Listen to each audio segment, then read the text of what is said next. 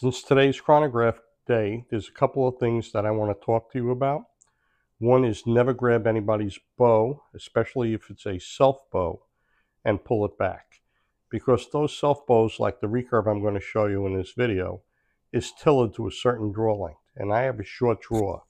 It's tillered to my 26.5-inch draw. If you get somebody pulling back this hunk of wood, a wooden bow that I got bending perfect at 26.5, you get somebody pulling back to 30, there's a chance it'll bust. And all your hard work went out the window. So never touch anybody's bow. If it's a self bow and the guy's pulling back 30 inches and you got a 26-inch draw and he lets you shoot it, that's different. The other thing I want to tell you about is arrows. You see, we're going to tune arrows. And we're going to start with a full-length arrow and we're going to cut them shorter and shorter and shorter. But you don't want to grab anybody else's, oh, try my arrows with my bow.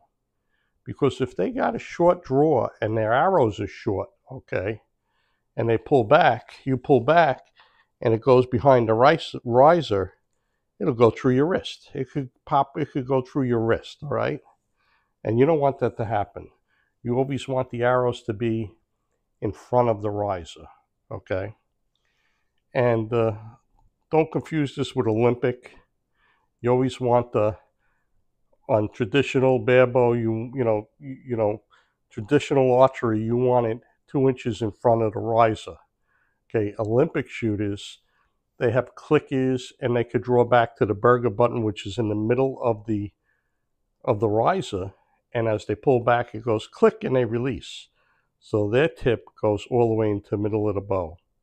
Can't confuse the two things, all right? So remember, traditional archery, like we're shooting bear bow, self bow, board bows, you want them at least 2 inches in front of the riser, okay? That's safety for broadheads, so you don't go through your arm. And never grab anybody else's arrow, because if you pull it back and it's too short to your draw length, there's a good chance you're going to the hospital. Good afternoon. This is my beautiful black locust bow that I have rawhide back that you saw me shoot in the last video. It's fire hardened. And the only reason I rawhide back there was I heard a little tick and it looked like a little raise around the pin knot. So rather than safe than sorry, I rawhide it and I mixed a little burgundy stain and brown stain and I think it came out awesome. Okay. Now I took this outside and I shot it. This is called Big Dip. Okay, I took this outside and I shot it and I was like, I had to, you know, put the point low, really low to hit the targets. So I just weighed the arrow I was using. It was a 600 spine velocity, weighs 281 grains. So with 40 pounds, it comes out to only 7 grains per pound. So I'm going to shoot this to see what the speed is through the chronograph, and then we're going to try some other arrows. I like to get a little heavier arrow. Okay, we're going to shoot this arrow through the chronograph and see what we get.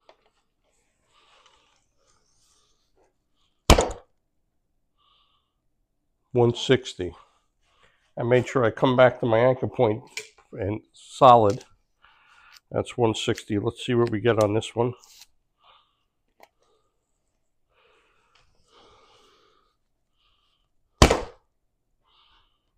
.159. Gonna shoot another one.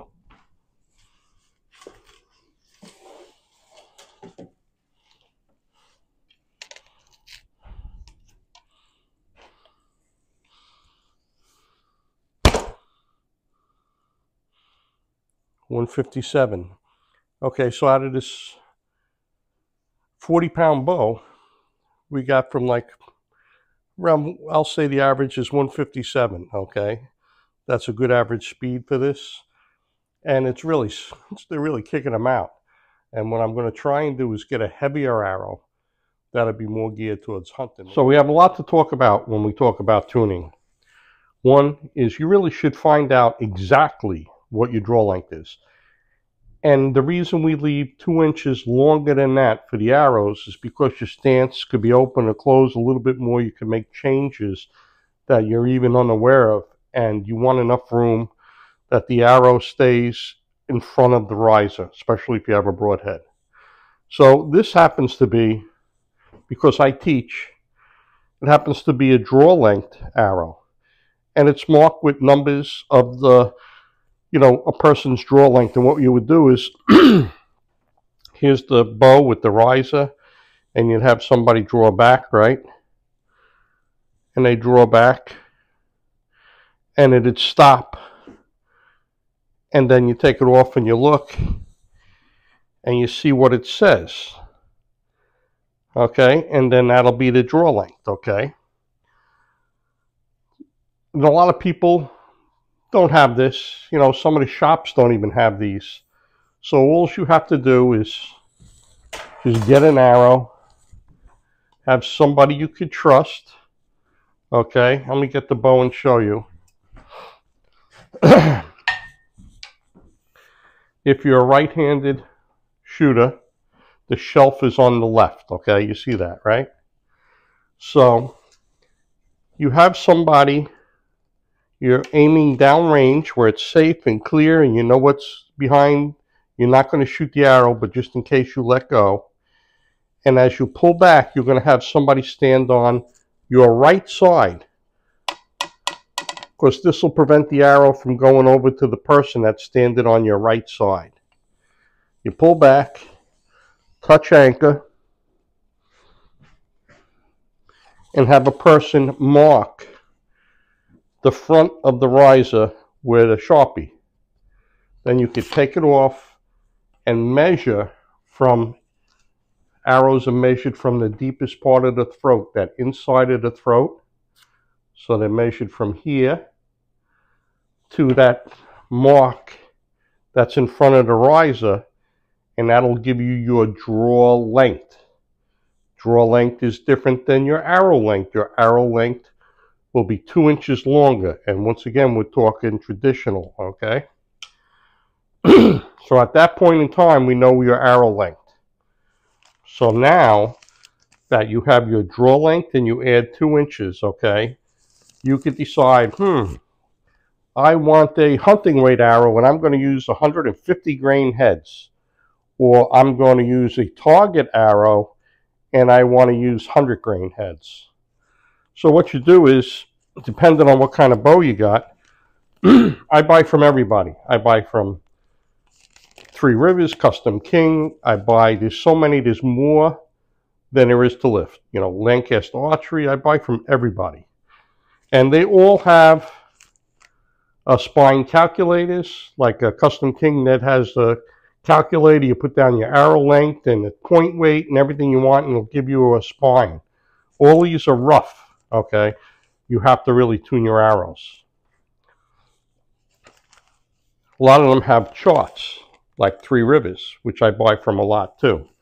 So let's just look at this one here. So this happens to be a chart from Three Rivers. I buy a lot of stuff from them. I buy from everybody, from Ned, Custom King.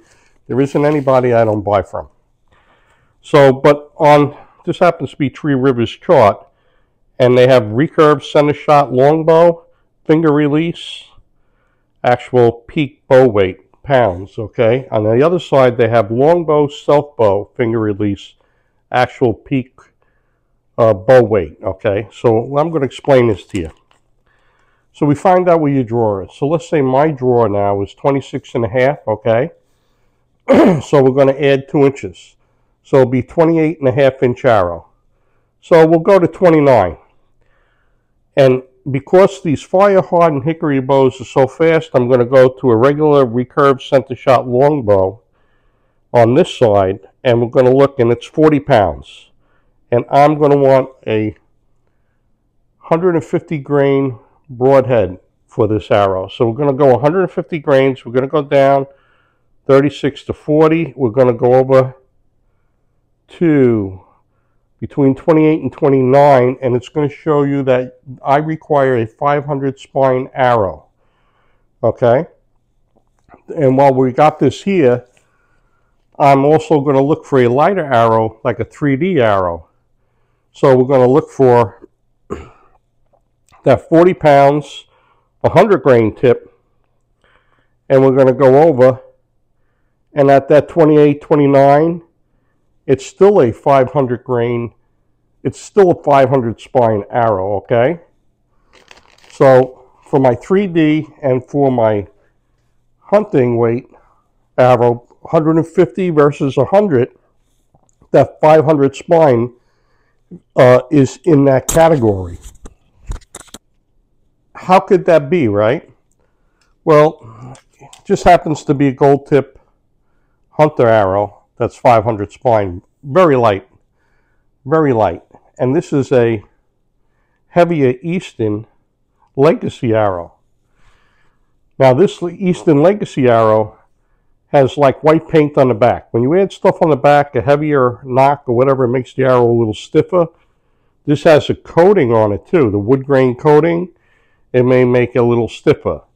So this would be probably closer, I would say, if you put it on a spine tester, to the 500 spine, where this one here, that's just pure carbon, and it could be the same, but I'm guessing, because I've shot these before, that this could be, you know, 5 something closer to a 600 spine arrow, let's say. It could be.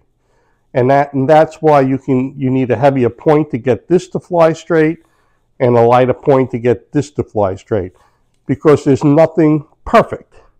Okay, I'm sure you all heard the old timers, an old timer, I never tuned an arrow in my life. I just pick up an arrow and I shoot it, and I'm good. Well, let me tell you something. You see, I'm shooting at the target of my recliner here, right? Because the weather's bad. And to tell you the truth, you give me any arrow, and 10 yards out to 10 yards, I could put them in the target.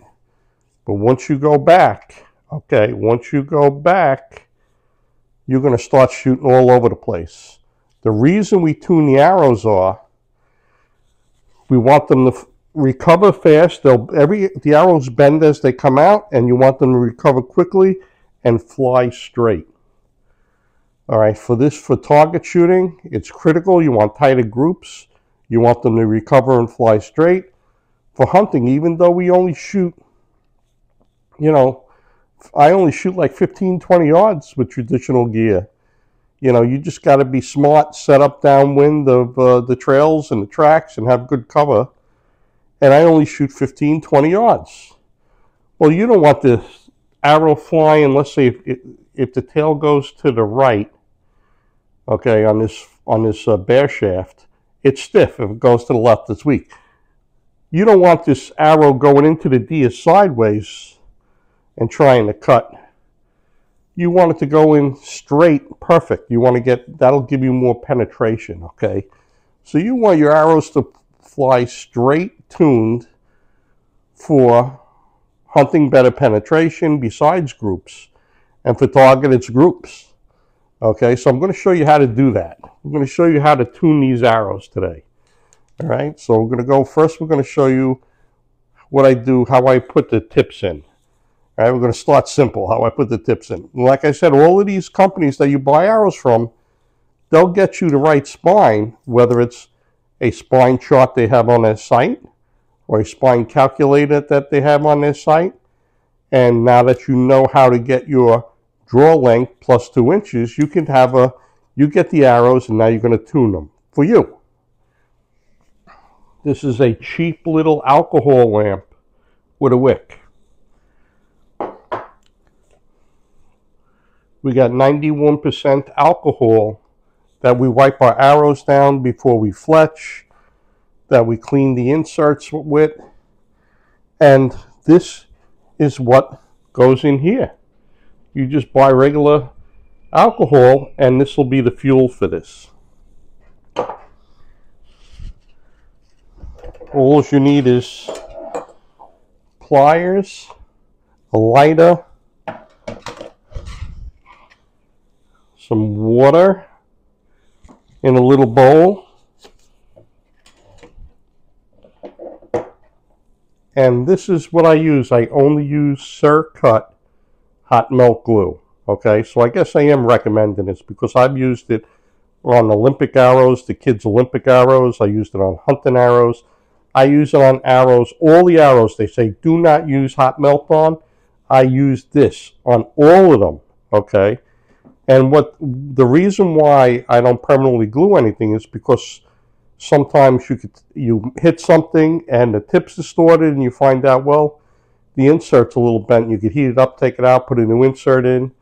The other thing is you may want to change the weight by taking out the lighter inserts and put a heavier insert in to tune it for, let's say, a lighter weight bow. And you're able to do that. You're able to heat up the inserts and take them out. I'm going to show you how to do this.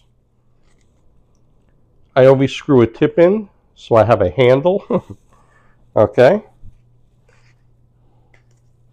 I heat the glue up on the end. I rub it on the insert. Coat it good. Don't worry, you're going to wipe it off when you get done.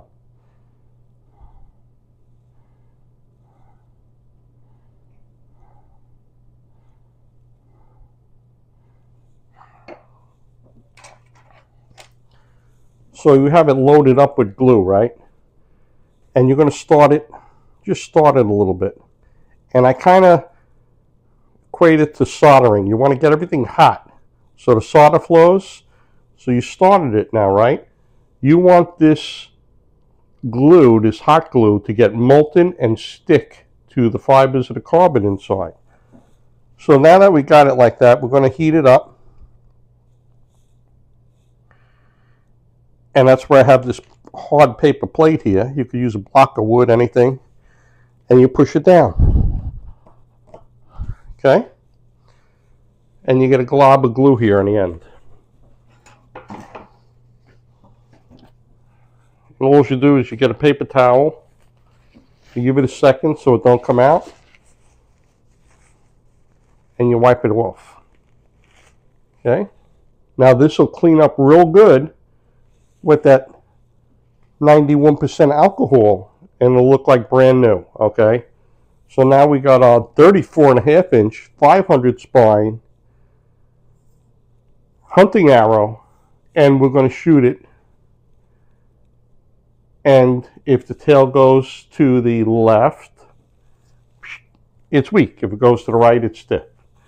All right, we know we're going to cut off. I already know we're going to cut off a lot of material, but we're going to do step by step for you. And once you're done gluing the tip in, you put the cap on so you don't burn alcohol. It goes right off. So now we have our full-length arrow with the 150 grain tip, because we want a 150 grain broadhead. And we're going to shoot it. And since I have the chronograph, we're going to shoot it through the chronograph anyway, just for the heck of it. But we're really interested in what happens at the target downrange. Okay, so here we go. We're going to shoot this and we're going to see what happens. If you have good form and you think you're doing everything perfect, you're not plucking, you're not peeking, you're not dropping your arm, everything's good, do it a couple times.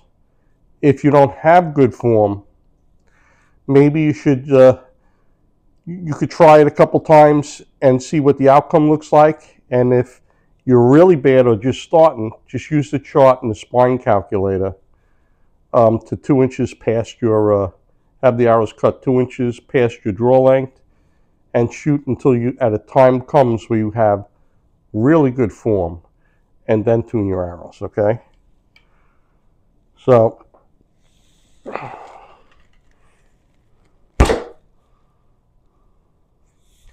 okay, 136 is the feet per second with this hunting arrow with a heavy head.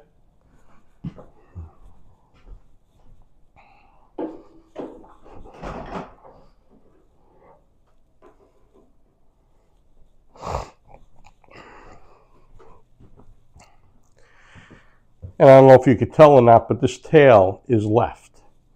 Okay? Now, being that I looked at the chart and I did 29 inches, I'm going to go ahead and lop 4 inches off. We're going to go down to 30 and see if we can start from 30 and see if we can walk it over. But I'm going to show you how to remove the point now. In order to remove the point, we heat the tip. So we're going to heat the tip I kind of count to 12 and then see if it goes. And then I usually have to go more.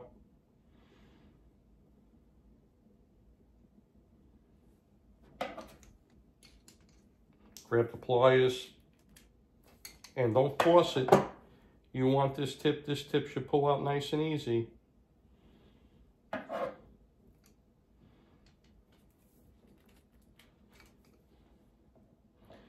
And just so you know, when you're removing tips, if you have a big tip like this one here, this is 150 grain, it does take a little more heat than if you was heating up a 90 grain tip. And then it comes out. Then you have the water, and you cool the water, then you can cut it, and you can cut it and move to the next step. Okay, now I have a reasonable length to work with. It's 30 inches, and we're going to start tuning at 30 inches. Okay, we're going to shoot our 30-inch arrow. And just so you know, when you're cutting off the arrow, only cut 1/4 of an inch at a time. You might say, oh, you know how many times I got to heat up and take out that insert 1/4 inch at a time? Just do it. Because what will happen is, if you go past 1/4 inch too much and it starts flying stiff, then you may have to add like 5 grain washes to correct it. Okay, we're going to take a shot and see what happens. Going to try and be that shooting machine that I talk about in my videos. I'm going to try to touch anchor, keep my hand on target, my bow hand tight against my face.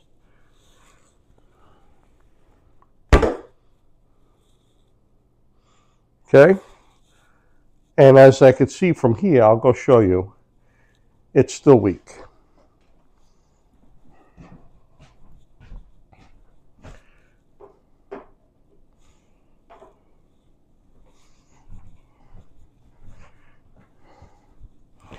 It's still weak. The shorter you make this, the stiffer it gets, and the more it'll move it over in line. Okay, so we got 30 inches. I'm going to take off 1/4 of an inch at a time now. Just so it isn't like you watching paint dry, I cut this 4 times. So it went from 30 to 29 inches now. And we're going to see at 29 inches if it's still, the tail still goes to the left, okay?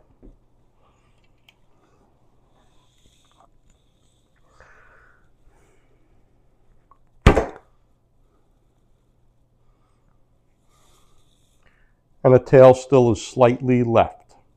Okay, it's 28 3/4 now.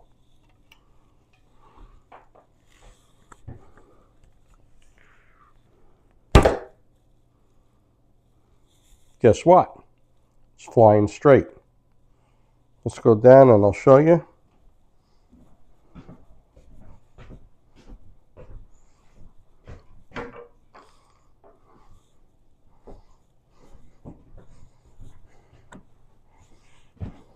Perfectly straight. It's hard to tell in the camera, but from where I'm standing, this is perfectly straight. I'm going to shoot it just one more time just to show you.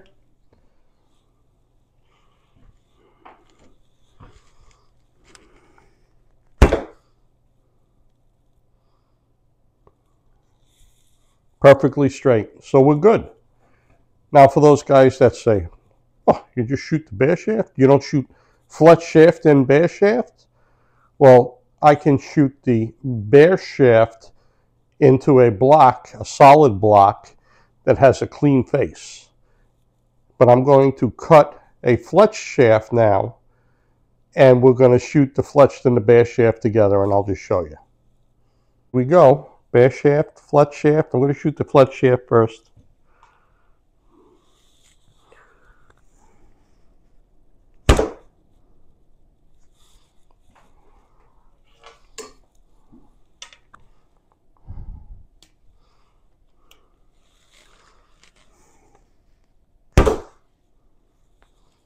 Okay, let's check it out. And I've been shooting a lot, and like I said, you have to be perfect for this, but this will give you an indication.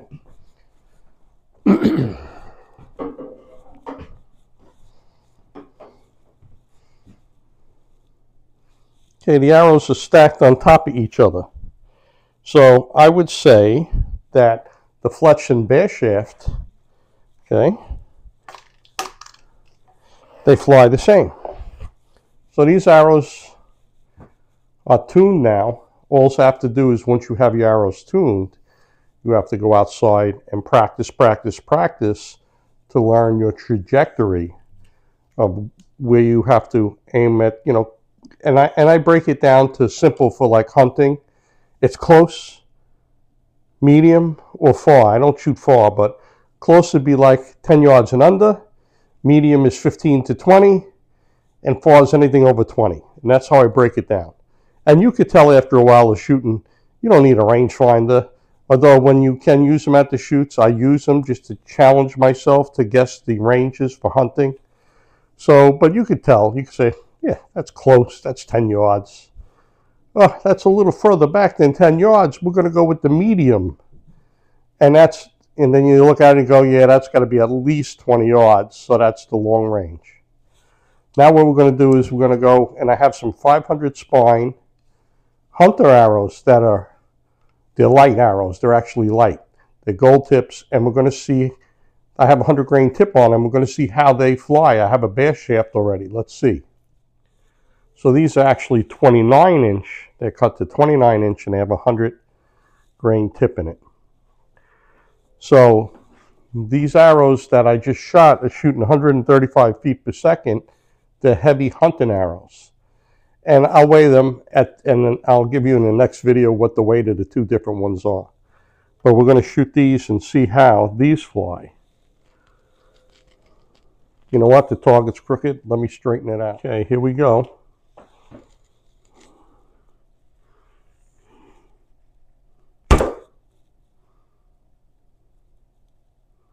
That arrow's flying absolutely perfect.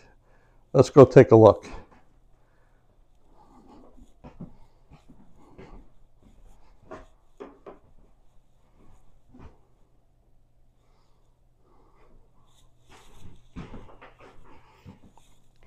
You know, it really is hard to tell on the camera because of where the camera angle is, but this is absolutely perfectly straight. All I'm going to do is clear the chrono and see if it's what the speed is.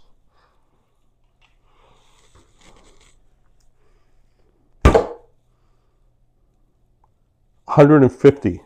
This is flying 150 feet per second. That's the difference in the weight. But look at how they're flying.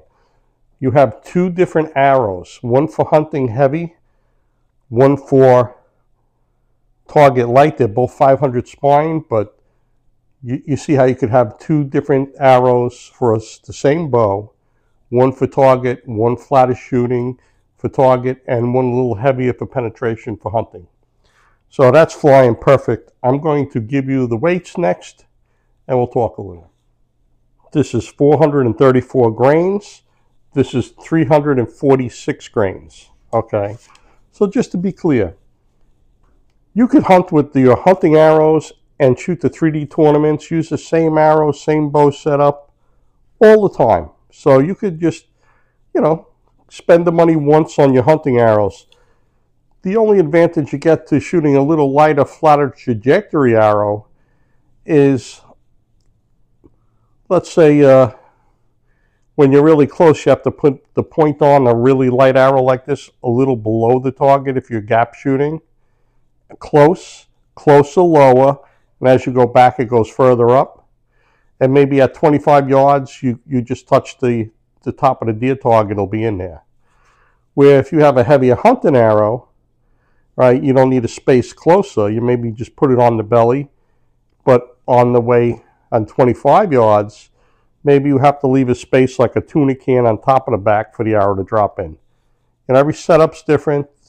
I'm just telling you the only advantage to a lighter arrow is a little flatter trajectory, okay? So I hope this has been informative for you. And once again, if you don't have good form or you're not consistent, and a lot of that has to do with guys buy bows that are too heavy for them. You know, you want a bow that you can pull back, touch anchor, and hold for at least 2 seconds to release, you know. when I used to teach the kids, the little kids, and I'd tell them, just for that bit of time, that little bit when you anchor, just put on a mean face, be strong. And you see them put that mean face on, and they touch anchor, and then they let go, and the arrow would go where it's supposed to be. Some of the rules I have when I teach is no peeking, and that means people want a lot of deer hunters, when they miss a deer, I'll say, what happened? I shoot 20 yards all the time, or 15 yards all the time on it. I said, did you shoot under? Yeah, I shot under. Because they were so excited seeing the animal, the game animal they want to harvest. They wanted to watch the arrow hit. They didn't trust the shot. You have to trust the shot. So they peeked. They went like this. And the arrow went low, because I used to tell the kids, picture the arrow on the shelf, or if there were Olympic archers, on the rest, and then picture that being a train track, and the train's going down. If you lower the train track before the train passes this point, where's it going? The train's going lower. Okay, so no peeking, no plucking. Keep your hand tight against your face, elbow all the way back tight. If you use back tension, slide your hand tight. You can watch on World Archery that those Olympic shooters, when they release, you see their face ripple, because they keep pressure on their face. Okay, I use static. I have disc damage, nerve damage. I come back, and I feel a little bit of back tension, and I feel it, and then I let go, but I keep my hand there. There was a point in time where the muscle in between my shoulder blades was having spasms. I even got Botox injections back there. I couldn't shoot for a while. So no peeking, no plucking. Okay, you got to be that shooting machine. No dropping your arm is different from peeking. You're shooting a bunch of arrows, maybe you haven't shot in a while, and you get tired and fatigued. And you don't even realize you do it. You're back there, and you're like at target number 25 at 30, and you go, what happened? It went low. It's because you didn't be a shooting machine, you weren't strong for that 2 seconds, and you're just so fatigued you dropped your arm. It wasn't that you were looking at the arrow, it's just that you were fatigued. Okay? So no peeking, no plucking, no dropping your arm. Trust the shot. All right? I have some other things too, but for now, that's good enough for you. If you feel that you don't have good enough form, or you're getting such drastic differences, tail left, tail right, as long as you get it fairly close, leave it. Okay, leave it. Trust the shot. Trust the chart, or trust the calculator on these sites where you buy your arrows from. And that'll give you a rough idea on the length, all right? You always remember, arrow length is not your draw length. It's your draw length plus 2 inches to be safe, okay? And I don't want to hear from you Olympic archers that you use a different measure because you have clickers and you go past the front of the bow, okay?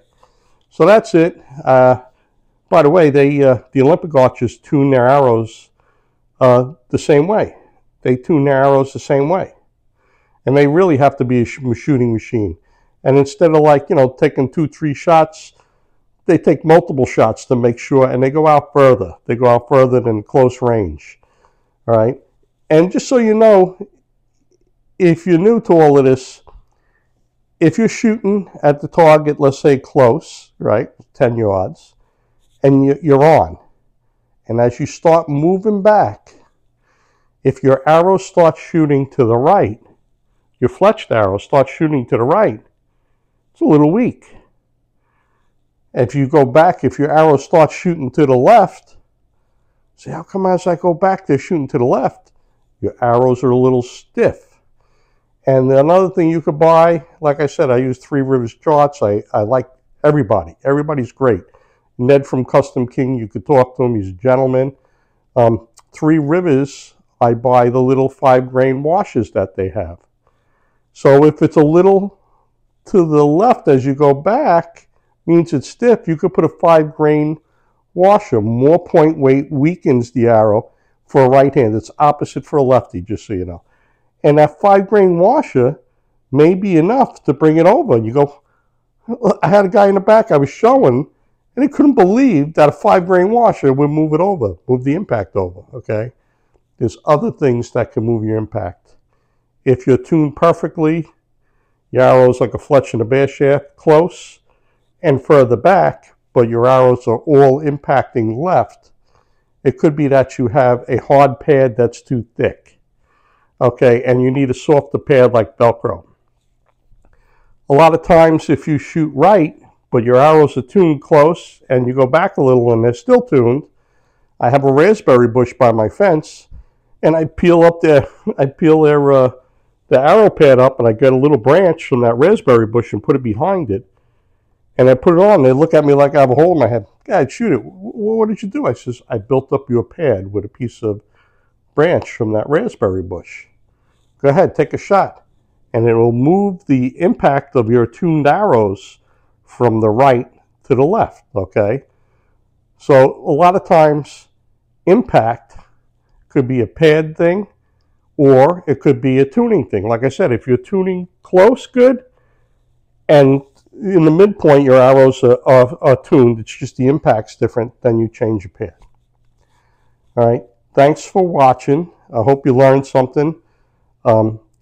This is part of archery. If you're new, you should really learn. Look at the charts. Know what your draw length is. This guys I still shoot with, well, what's your draw length? Oh, it's between 28 and 30. Why? Because they don't have a solid anchor point. Oh, I'm touching my thumb and up here on the cheek. And so, okay, just want to show you one thing. If you touch the top tooth of your mouth, you could talk and everything and it's solid, right? If you go in the corner of your mouth, it moves. I keep my mouth shut and go to the corner of my mouth. It's just comfortable for me. So whatever works, but you have to be consistent. Okay, thanks for watching. Have a good day. Every day you wake up is a good day. Make the best of it. Get out and shoot. Tune your arrows. Maybe make a bow and go shoot that bow and tune the arrows for that bow. Thanks for watching.